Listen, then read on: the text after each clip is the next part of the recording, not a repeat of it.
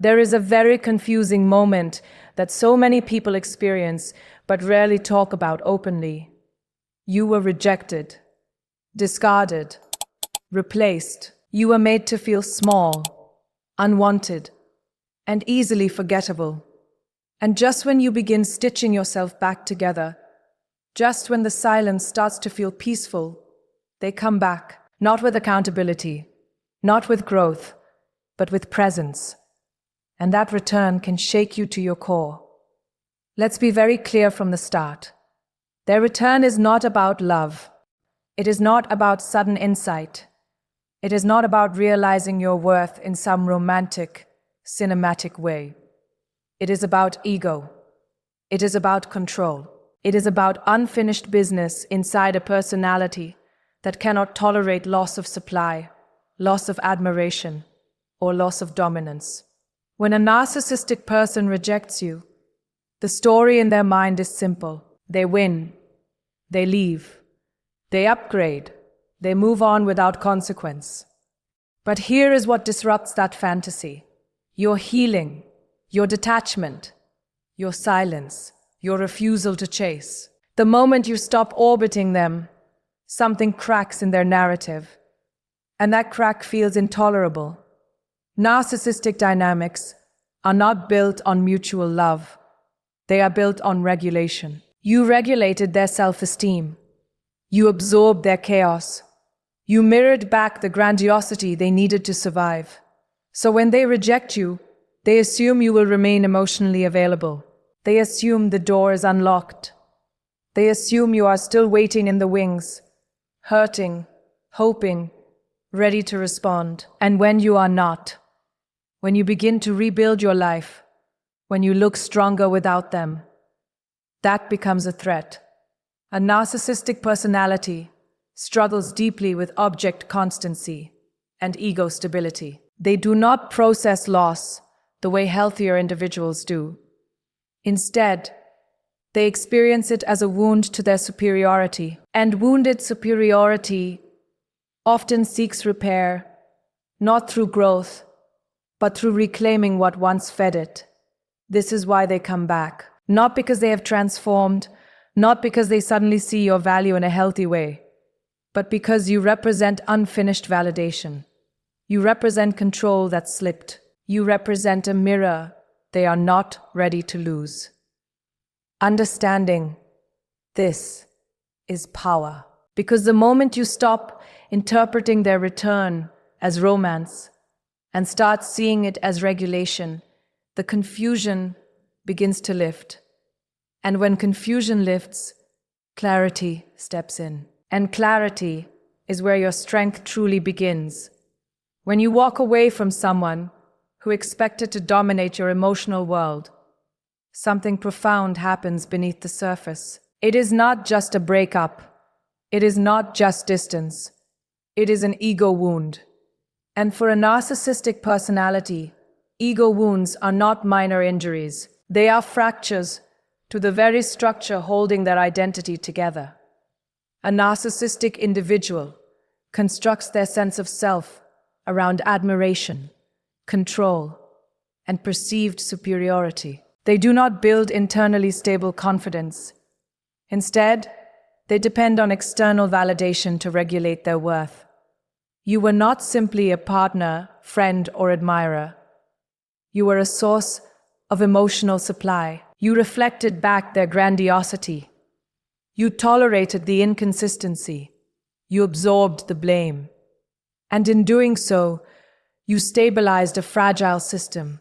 When you reject them, when you stop pleading, stop explaining, stop chasing, you interrupt that system. You introduce a narrative they cannot easily digest.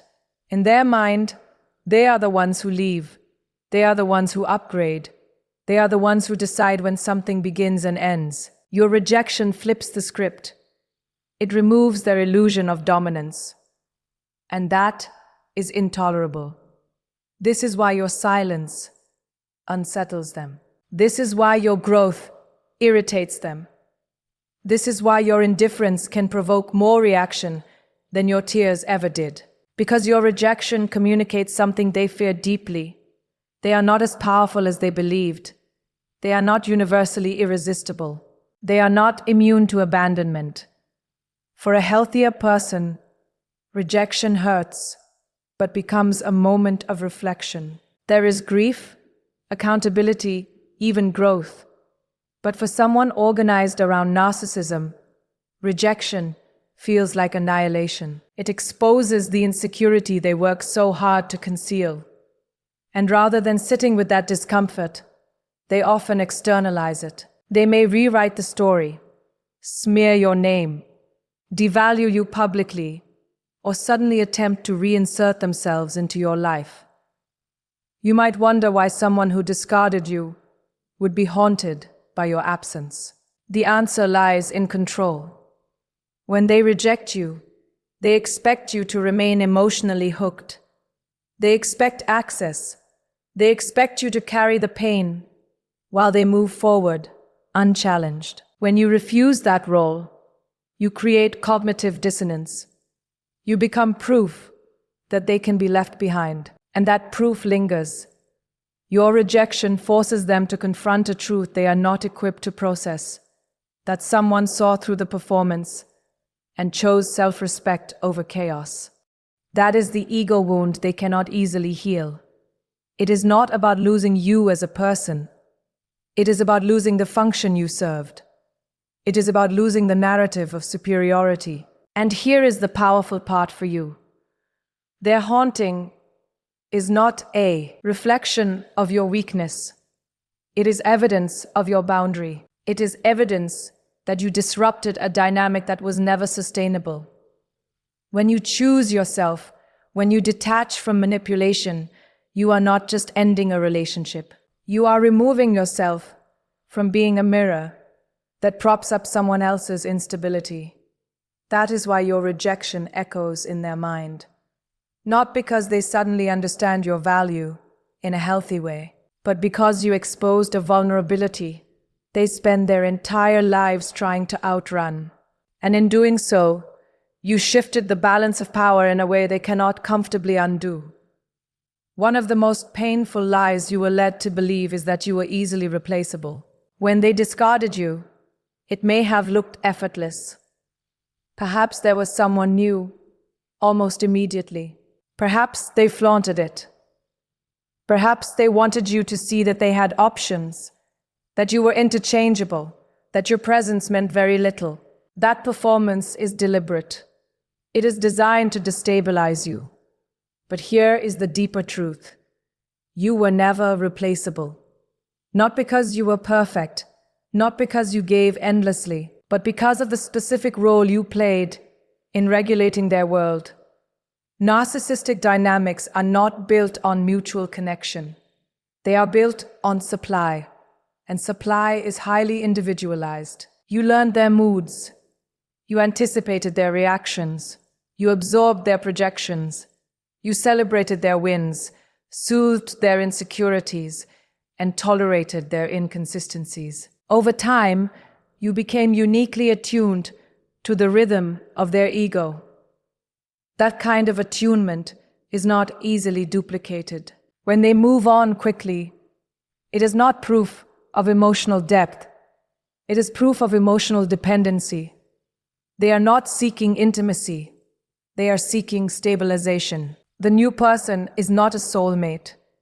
The new person is a fresh mirror. But new mirrors require train, ing. New mirrors do not yet know the scripts. They do not yet know the triggers, the patterns, the fragile places. And that means the regulation is imperfect. This is why they circle back. Not necessarily because they miss you in a healthy, reflective way, but because they remember the efficiency of what you provided. You understood the dance. You played the role. You kept the system running. When the new supply challenges them, sets boundaries, or fails to respond in familiar ways, the comparison begins. You might think their return means they realized your worth. And, in a limited sense, they did, but not in the way you deserve. They recognized the comfort of predictability, They recognize the power they once had. They recognize that you were a reliable source of validation. That recognition is about function, not partnership. What makes you irreplaceable is not your willingness to tolerate harm. It is your emotional intelligence, your empathy, your capacity for depth. Even if those qualities were exploited, they were real. They cannot manufacture someone with your exact history, your exact responses, your exact investment overnight. They can find attention, they can find admiration, but they cannot replicate shared time and accumulated understanding with the snap of a finger. And here is where your power sits. Being irreplaceable does not mean you must be accessible.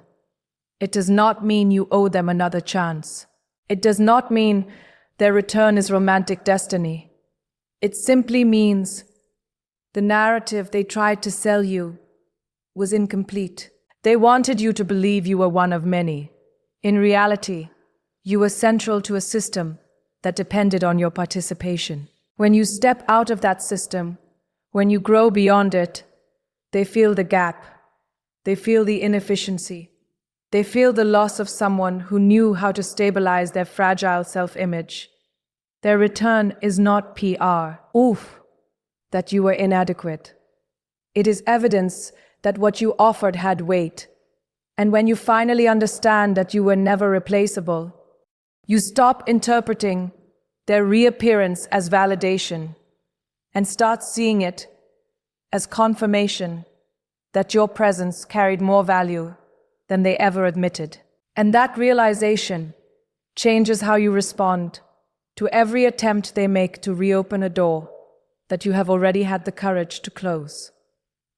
It is incredibly tempting to interpret their return as love. When someone who once rejected you suddenly reappears, reaches out, or expresses longing, it can stir hope. It can feel like closure, redemption, even destiny. But if you look closely at the pattern, rather than the words, a different truth begins to emerge. What pulls them back is not intimacy, it is control. Healthy love respects autonomy. It allows two people to exist as full individuals. It does not require dominance to survive. Narcissistic dynamics operate differently. They are structured around power, access, and emotional leverage. When you were in the relationship, there was an unspoken hierarchy. Your emotions were often reactive to theirs.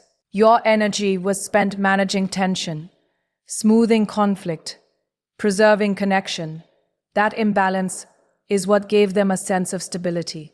When you step away, when you stop engaging, stop explaining, stop defending yourself, the hierarchy collapses. Suddenly, they no longer have guaranteed access to your attention. They cannot predict your reactions. They cannot provoke you into proving you still care. And unpredictability feels like loss of control.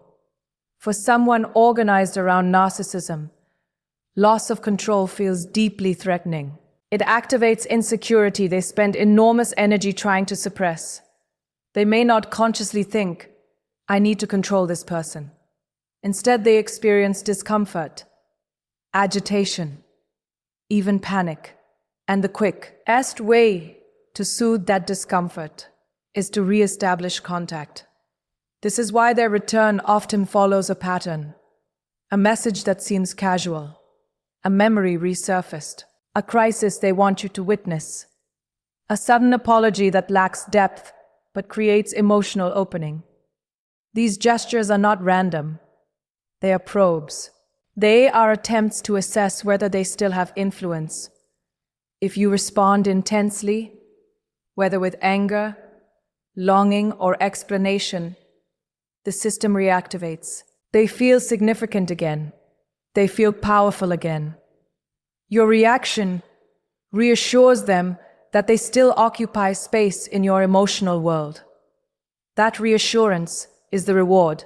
Notice how rarely the return is accompanied by sustained accountability.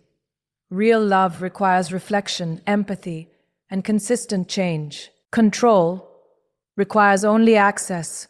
If the pattern of blame, gaslighting, or emotional volatility reappears quickly, that is your evidence.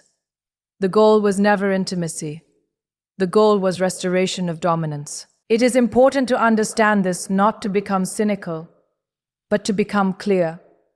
When you name control for what it is, you stop romanticizing behavior that is fundamentally about regulation of ego. You stop interpreting crumbs as commitment.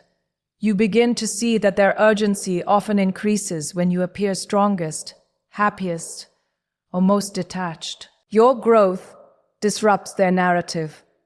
Your independence removes their leverage, and circling back becomes an attempt to reinsert themselves into a system they once commanded. The empowering truth is this: you are not obligated to participate in that system again. You are not required to prove you have moved on.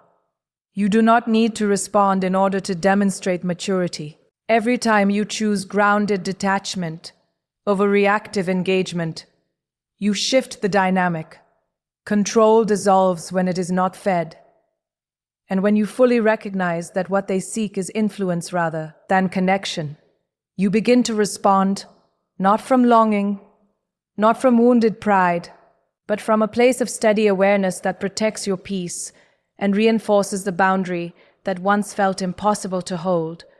So as you step back and look at the full picture, the confusion begins to fade. They come back not because they suddenly discovered profound love, not because fate intervened, and not because you were meant to rescue the story. They come back because your absence unsettled them. Your boundary disrupted them. Your growth exposed something fragile in them that they would rather not face. And here is the shift that changes everything. Their return is information, not validation. It tells you that you mattered. It tells you that your presence had impact. But it does not obligate you to reopen the door. You are allowed to outgrow what once hurt you. You are allowed to recognize patterns without re-entering them.